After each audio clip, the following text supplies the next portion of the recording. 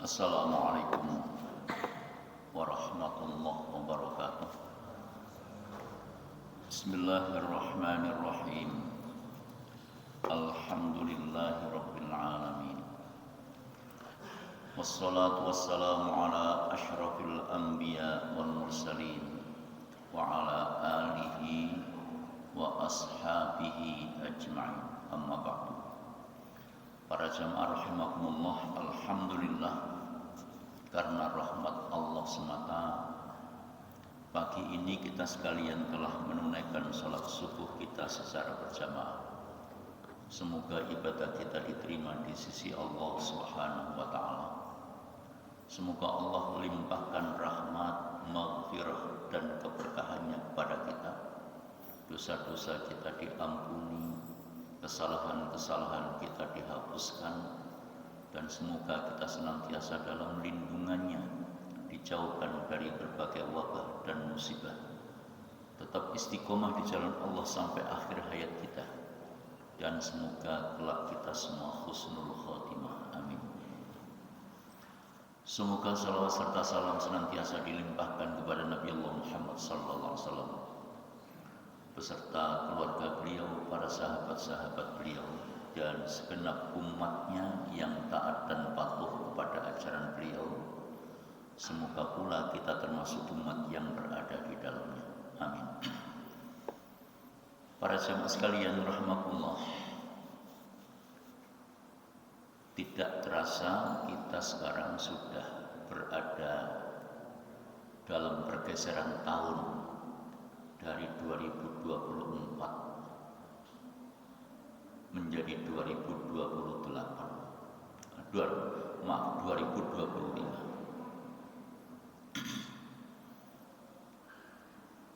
Secara umum orang banyak kemudian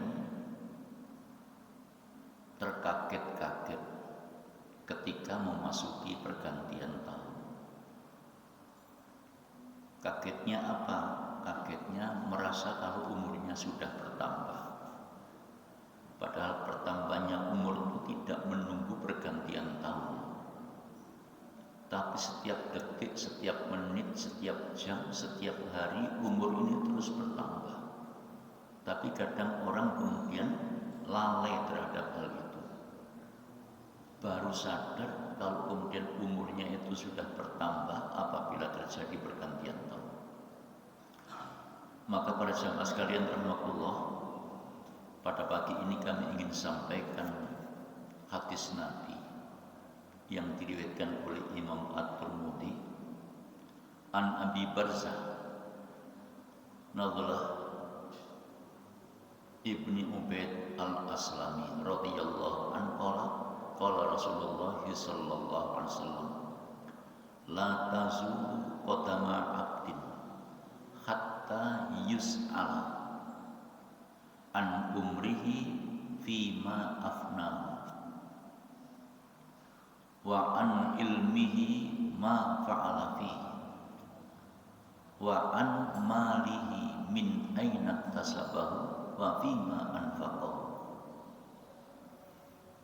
wa an jismihi fima ablahu. Abi Barzah menyampaikan Rasulullah SAW bersabda, seseorang tidak akan tergelincir ke dalam neraka sepanjang yang bersangkutan bisa mempertanggungjawabkan 4 hal. Yang pertama, an umrihi fima afna, tentang umurnya. Untuk apa umur yang Allah berikan ini dihabiskan? Yang kedua, wa'an ilmihi ma fa'ala fi, tentang ilmunya. Apa yang sudah diperbuat dengan ilmunya itu? Wa'an malihi min aina tasabahu wa fima anfaqahu, tentang hartanya. Dari mana ia peroleh harta itu? Kemudian kemana harta itu dibelanjakan? Yang keempat, wa an jismihi fima ablah, tentang badannya. atau sampai badannya itu menjadi rusak. Para jamaah sekalian rahmatullah. Yang pertama tentang umur. Umur ini adalah bagian dari nikmat Allah yang diberikan kepada kita. Betapa banyak orang yang kadang-kadang lupa bahwa umur itu adalah bagian dari nikmat Allah.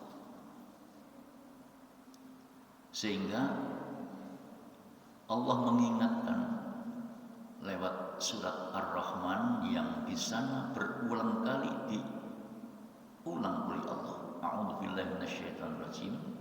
Fabi ayyi ala'i rabbikuma tukadziban. Maka nikmat Tuhanmu yang manakah yang masih kamu dustakan? Para jamaah sekalian rahmatullah, ayat itu diulang sebanyak 31 kali di dalam surat Ar-Rahman dengan maksud untuk mengingatkan kepada kita semua agar di dalam menjalani hidup dan kehidupan ini senantiasa sadar. Bagi yang sudah sadar untuk bisa menjaga secara terus-menerus akan kesadarannya. Bagi yang belum sadar supaya tumbuh kesadarannya. Sementara Rasulullah mengingatkan, nikmatani mahbunun fihi ma katsiru minan nas. Ada dua nikmat Allah yang kebanyakan dilalaikan oleh manusia. Apa itu? Yang pertama as-sihha, wal-faragh. Yang kedua adalah kesempatan. Dua nikmat ini sering diabaikan oleh manusia, kata Nabi. As-sihha wal-faragh. Nikmat sehat dan nikmat sempat. Ketika seseorang ditakdirkan sehat, kesehatannya kurang dimanfaatkan secara maksimal. Mungkin secara pribadi orang kemudian sudah menyadari, ini sudah saya manfaatkan secara maksimal. Tapi dalam pandangan Allah bisa jadi kemudian yang bersangkutan mengabaikan.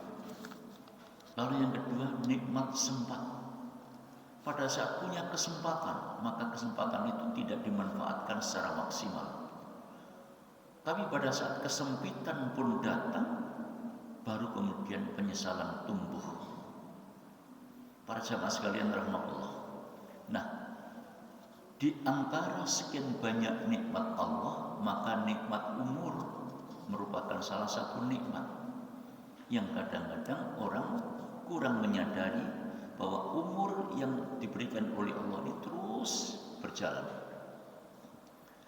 Sementara kita harus sadar bahwa umur ini bagian dari kesempatan hidup yang Allah berikan agar kita sadar diri makna dari tujuan hidup itu sendiri. Apa itu makna dari tujuan hidup? Seperti yang Allah ungkapkan dalam surat Al-Dhariyat ayat nomor 56. A'udzubillahi minasyaitonir rajim. Wa ma khalaqtul jinna wal insa illa liya'budun. Aku tidak ciptakan bangsa jin dan manusia melainkan supaya mereka beribadah kepadaku. Para jamaah sekalian rahmatullah, pengertian ibadah diungkapkan dalam buku Tarjih Himpunan Putusan Tarjih Muhammadiyah, yaitu al-ibadatu hiya taqarrubu ilallah. Yang namanya ibadah itu adalah bertaqarrub kepada Allah, mendekatkan diri kepada Allah. Bimtithali awamirihi wajtinabi nawahihi. Dengan cara melaksanakan apa yang diperintahkan oleh Allah dan menjauhi segala macam bentuk larangannya. Wal amali bima adina bihi syari', dan mengamalkan segala yang disyariatkan. Para jamaah sekalian, kemudian ibadah itu wahiya amatun khasatun. Ibadah itu ada dua macam. Ada ibadah yang umum dan ada ibadah yang khusus. Fal amatu kullu amalin adzina bihi syari'. Ibadah yang umum, yang dimaksudkan dengan ibadah yang umum adalah segala aktivitas, segala kegiatan yang disyariatkan oleh Allah. Dengan kata lain, segala kegiatan yang tidak dilarang oleh Allah, yang diizinkan oleh Allah, manakala itu dilakukan dengan niat melaksanakan perintah Allah, maka itu adalah ibadah. Kemudian wal khassatu ma haddadahu syari' fi ma yudsiyatin wa hayatin wa kaifiyatin makhsusah. Sedangkan yang dimaksudkan dengan ibadah khusus yaitu apa yang telah ditetapkan oleh Allah Subhanahu wa taala, ya, akan perincian-perinciannya, akan tingkah dan cara-caranya yang tertentu. Jadi para jamaah sekalian rahmatullah, kesempatan hidup yang Allah berikan kepada kita ini hakikatnya erat kaitannya dengan kenikmatan yang berupa umur. Umur adalah nikmat Allah, dan ketika kita diberi umur oleh Allah, kita harus sadar diri bahwa di balik umur yang Allah berikan kepada kita harus kita pergunakan untuk berbagai aktivitas yang bernilai ibadah kepada Allah. Sekali lagi, dalam keputusan Tarjih Muhammadiyah ini ibadah terbagi dua, ya, ada ibadah yang umum, ada ibadah yang khusus. Ibadah yang umum adalah segala aktivitas, segala kegiatan, manakala itu kita lakukan semata-mata untuk bertakarrub, mendekatkan diri kepada Allah, maka itu adalah ibadah. Apapun aktivitas kita, seorang suami memberikan nafkah pada istrinya, kalau kemudian itu diniatkan untuk ibadah kepada Allah, maka itu adalah menghadirkan pahala. Seorang istri melayani suaminya dengan niat tulus dan semata-mata untuk bertakarrub, mendekatkan diri kepada Allah, maka itu adalah ibadah. Seseorang yang bekerja apapun sepanjang tidak dilarang oleh Allah, kalau kemudian dengan kerja itu berniat untuk mendekatkan diri kepada Allah, saya melaksanakan pekerjaan ini semata-mata karena Allah, untuk mencari ridha Allah, maka itu adalah ibadah. Berbagai aktivitas apapun yang kita lakukan, kalau kemudian itu kita niati untuk bertakarrub, mendekatkan diri kepada Allah, maka itu adalah ibadah. Mendidik anak adalah ibadah. Mendidik anak adalah ibadah. Berbagai aktivitas dalam kehidupan bermasyarakat sepanjang tidak dilarang oleh agama, maka itu adalah ibadah. Dalam arti masuk kategori ibadah umum, ghairu mahdhah. Sebaliknya, yang namanya ibadah khusus adalah aktivitas kita sudah ditentukan oleh Allah. Misalnya kita menunaikan sholat, ini ibadah khusus, ya. Menunaikan sholat ibadah khusus, menunaikan puasa ibadah khusus, menunaikan zakat, menunaikan ibadah haji ibadah khusus. Bedanya ibadah khusus itu perintahnya dari Allah, tuntunan pelaksanaannya datangnya dari Allah. Tidak boleh kita kemudian membuat aturan sendiri, seperti tata cara berwudu, tata cara sholat, tata cara menunaikan ibadah puasa, tata cara menunaikan ibadah haji. Semua tuntunannya sudah komplit, sudah lengkap, kita tinggal melaksanakannya saja. Kita tidak boleh kemudian melakukan otak-atik perubahan di sana sini, melainkan harus merujuk kepada petunjuk Allah dan Rasul. Itu ibadah khusus. Jadi kalau itu kita lakukan dengan niat bertakarrub kepada Allah, maka itu adalah ibadah. Tetapi sekalipun kelihatannya itu ibadah khusus, sholat misalnya, namun kalau cara melaksanakannya tidak merujuk kepada petunjuk Allah dan Rasulnya, maka itu bukan masuk kategori ibadah. Di sinilah kita perlu muhasabah. Kita perlu koreksi diri. Berbagai aktivitas yang kita lakukan, manakala itu kita lakukan dengan niat untuk mendekatkan diri kepada Allah, beribadah kepada Allah, maka itu adalah bagian dari ibadah. Para jemaah sekalian, dalam satu kisah ketika Rasulullah melewati sebuah jalan, kemudian mendapati ada beberapa orang yang sedang melakukan aktivitas di sawah. Kalau di tempat kita, katakan misalnya orang itu lagi maju mencangkul ladangnya. Nah, pada umumnya orang kalau kemudian bekerja mencangkul ladang di sawah itu tidak pakai baju. Lantas ada sahabat yang tanya kepada Nabi, ya Rasulullah, apakah yang semacam itu termasuk jihad fisabilillah? Apa kata Rasulullah? Kalau yang bersangkutan itu bekerja untuk menghidupi keluarga, maka itu adalah bagian dari sabilillah. Nah, kalau itu bagian dari sabilillah, maka itu adalah bagian dari ibadah. Karenanya para sahabat sekalian rahmatullah, sekali lagi, ayo kita muhasabah, koreksi diri. Jangan sampai nikmat Allah yang diberikan kepada kita yang berupa umur ini hanya berlalu begitu saja. Sementara kita juga harus sadar bahwa umur yang Allah berikan kepada kita dengan merujuk kepada keterangan Nabi sallallahu alaihi wasallam, an Abi Hurairah radhiyallahu anhu qala Rasulullah sallallahu alaihi wasallam, a'maru ummati ma baina sittin ila sab'in. Umurnya umatku, kata Nabi, itu berkisar antara 60 sampai 70. Wa aqallu ma yajuzu dzalik, yang dikasih lebih dari 70 itu jumlahnya tidak banyak. Di dalam masjid ini yang umurnya sudah 70 barangkali bisa dihitung dengan jari. Ya. Artinya tidak lebih dari 5 jari. Nah, ini menggambarkan betapa sesungguhnya di dalam kehidupan yang kita jalani, memang sebagaimana dikatakan oleh Nabi, ketika seseorang itu sudah memasuki umur 60 tahun sampai 70 tahun, maka sesungguhnya harus betul-betul tumbuh kesadarannya bahwa sebentar lagi sudah akan menghadap kepada Allah Subhanahu wa taala. Sementara yang di bawah 60 bukan berarti kemudian belum waktunya. Ya, jangan kemudian lantas lenggang kampung.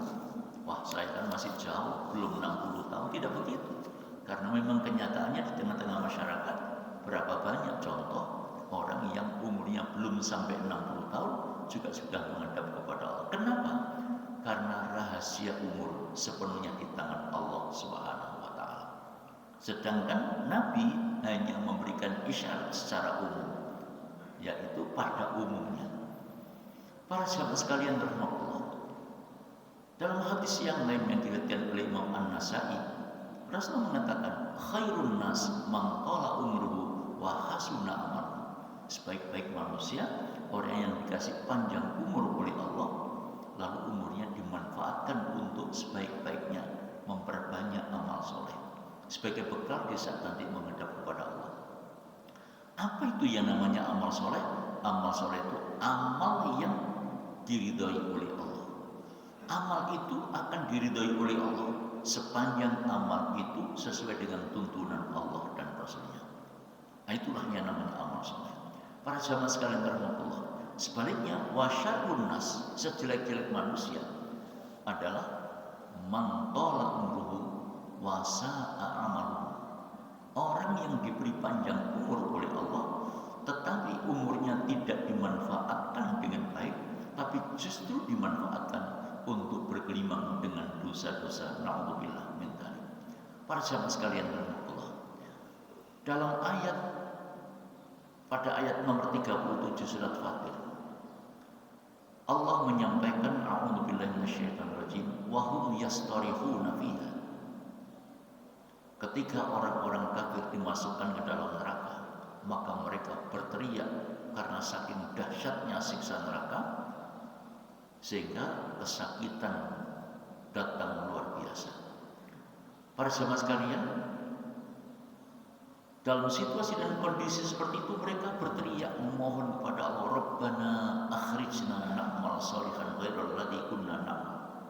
Wahai Tuhan kami, keluarkan kami dari neraka ini, kembalikan kami ke dunia, kami akan beramal saleh.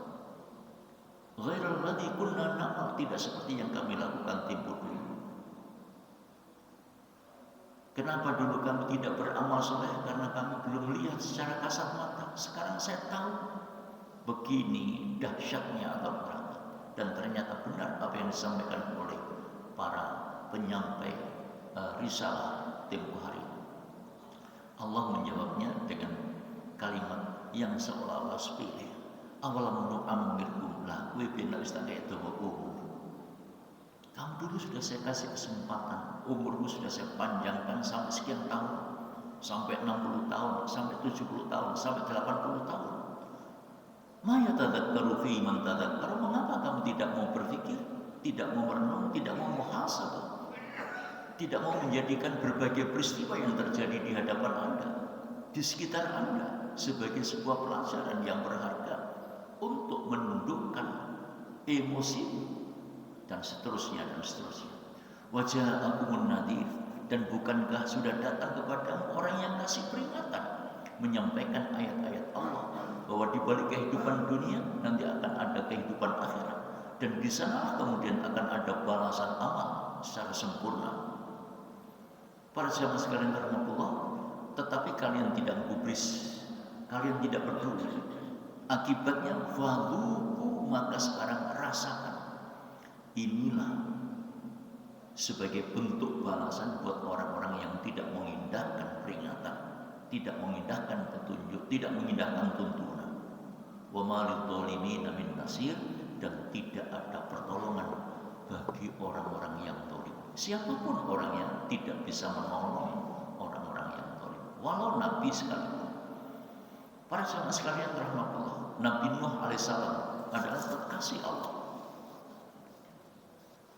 hamba Allah yang dicintai oleh Allah sebagai utusan Allah. Namun demikian ketika anaknya yang bernama Kan'an durhaka kepada Allah, Nabi Nuh tidak bisa menolong. Nabi Ibrahim adalah kekasih Allah, Rasul Allah. Walau begitu ketika bapaknya durhaka kepada Allah, Nabi Ibrahim tidak bisa menolongnya. Nabi Lut adalah kekasih Allah, Rasul Allah. Walau begitu ketika istrinya durhaka kepada Allah, Nabi Lut tidak bisa menolong. Nabi Allah Muhammad SAW adalah utusan Allah yang terakhir, kekasih Allah, orang yang sangat dimuliakan oleh Allah. Walau begitu, beliau juga tidak bisa menolong kerabatnya, anaknya. Karenanya Nabi pernah menyampaikan kepada Fatimah, ya Fatimah, i'mali, wahai Fatimah anak, beribadahlah kamu kepada Allah. Fa inni la ughni anki minallahi syai'an, karena sesungguhnya aku sama sekali tidak bisa menolong kamu di hadapan Allah. Pada saat Abu Thalib adalah paman Nabi yang sangat berjasa dalam membela Nabi. Ya. Pada saat Nabi ditinggal oleh ibunya, sebelum Nabi lahir bapaknya sudah meninggal. Kemudian pada saat umur 6 tahun ditinggal oleh ibunya, sehingga Nabi pada saat umur 6 tahun dalam posisi yatim piatu. Kemudian Nabi dirawat oleh kakeknya Abdul Muthalib sampai dengan umur 8 tahun. Saat umur 8 tahun kakeknya yang bernama Abdul Muthalib wafat. Kemudian Nabi dirawat oleh pamannya yang bernama Abu Thalib.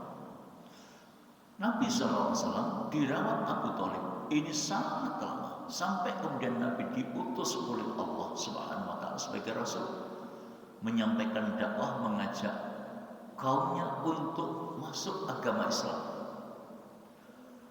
Sekian banyak orang menjadi pengikut Nabi, tetapi Abu Thalib sang paman, walau menjadi pembela dakwah Nabi, ternyata Abu Thalib tidak juga mau masuk Islam. Pada saat Abu Thalib ini menjelang kematiannya, pada saat sakaratul maut, Nabi kemudian menalkin Abu Thalib, ya ammi qul la ilaha illallah, paman sampeyan maca la ilaha illallah, kalimatan asyhadu laka biha indallah, kalau kalimat itu panjenengan baca paman, kalimat itu akan aku jadikan saksi di hadapan Allah bahwa paman telah bertauhid. Tetapi para sahabat sekalian rahmatullah, pada akhirnya kemudian Abu Thalib gagal mengucapkan kalimat tauhid la ilaha illallah. Betapa sedihnya Nabi sallallahu alaihi wasallam kala itu. Karena Abu Thalib adalah orang yang menjadi pembela dakwah Nabi. Para sahabat sekalian, maka kemudian Nabi sallallahu alaihi wasallam berada dalam kesedihan, dalam suasana duka yang mendalam. Nabi kemudian mendapatkan wahyu dari Allah. Innaka la tahdi man ahbabta Muhammad, sesungguhnya kamu tidak bisa kasih petunjuk kepada orang yang paling kamu cintai. Walakinnallaha yahdi man yasha, tapi Allah yang bisa kasih petunjuk kepada siapapun yang Ia kehendaki.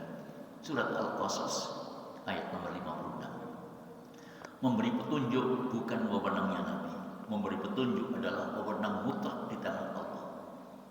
Karenanya siapapun orang tidak bisa kasih petunjuk kepada seseorang kecuali Allah yang bisa kasih petunjuk. Itulah sebabnya maka faktor doa ini menjadi penting. Faktor doa menjadi penting. Ketika seseorang itu berada dalam kesesatan misalnya, kemudian didoakan orang lain, semoga yang bersangkutan mendapatkan hidayah Allah. Sebatas itu kemampuan manusia, termasuk Nabi. Ketika Nabi SAW dalam menyampaikan dakwah Islam, ketika itu posisi umat lemah, Nabi berdoa kepada Allah, ya Allah kuatkanlah Islam dengan Umar atau Abu Jahal. Kemudian diterimalah doa Nabi, Umar yang masuk Islam, dan Umar kemudian menjadi pembela Islam yang luar biasa. Nah, para sahabat sekalian,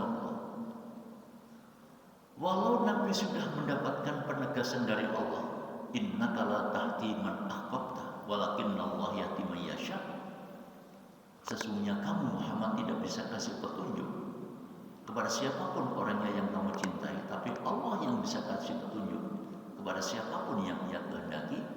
Tapi Nabi masih tetap bersemangat ingin memohonkan ampun buat Abu Thalib. Tapi ketika semangat itu menggebu-gebu, Allah turunkan ayat di surat At-Taubah ayat nomor 113. A'udzubillahi minasyaitonir rajim. Maka nabi nabiyyi wal ladina amanu ayastaghfiru lil musyrikin walau kanu uli qurba.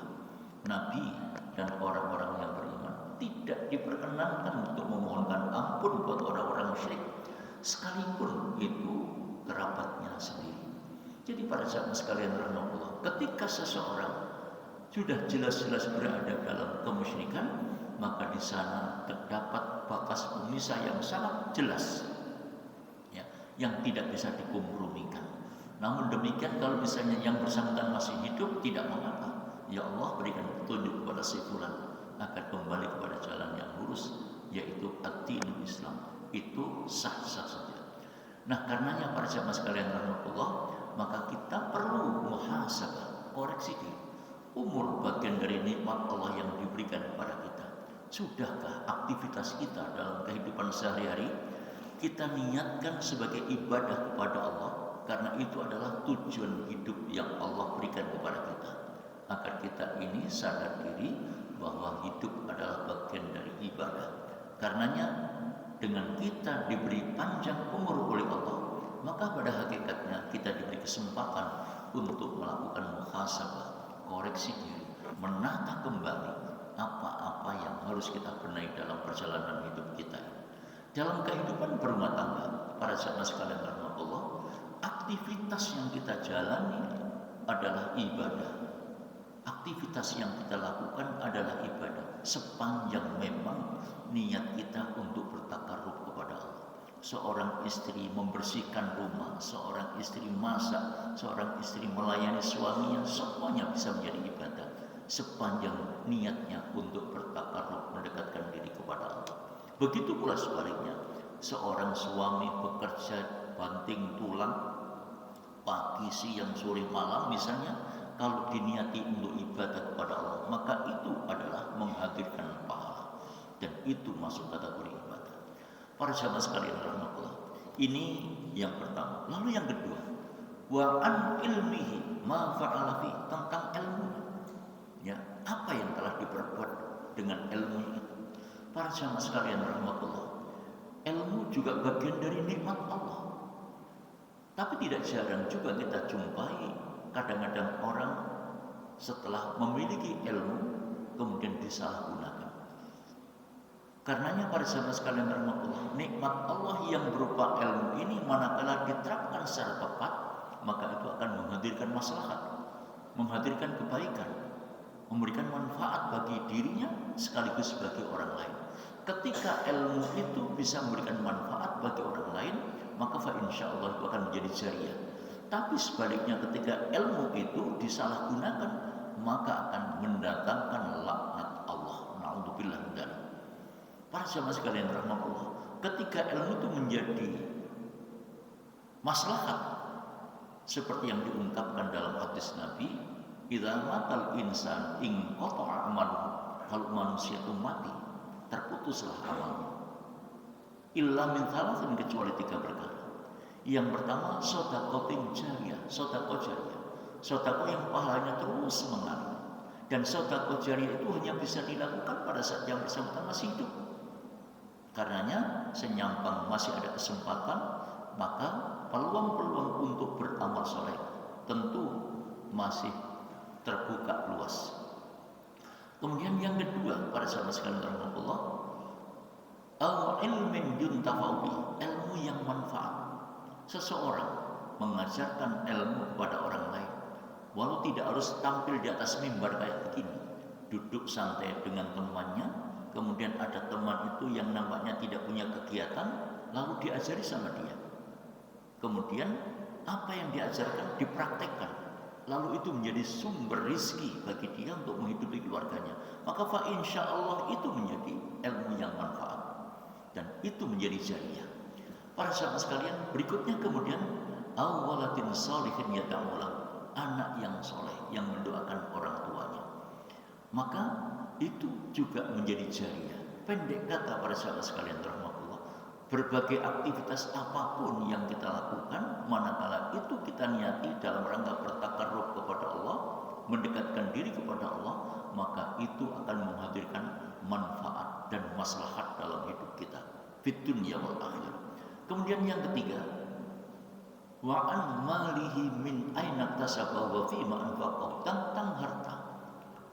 Setiap hari kita kerja, beraktivitas, mendapatkan rezeki. Pertanyaannya, apakah rezeki yang kita dapatkan itu sudah betul-betul melalui jalan yang diridhai oleh Allah, sudah halal? Setiap rezeki yang kita peroleh dengan cara yang halal, maka insya Allah akan memberikan maslahat, memberikan manfaat. Tapi sebaliknya kalau rezeki itu kita peroleh dengan cara yang tidak halal, na'udzubillah, maka itu akan mendatangkan laknat yang akan membahayakan bagi yang bersangkutan.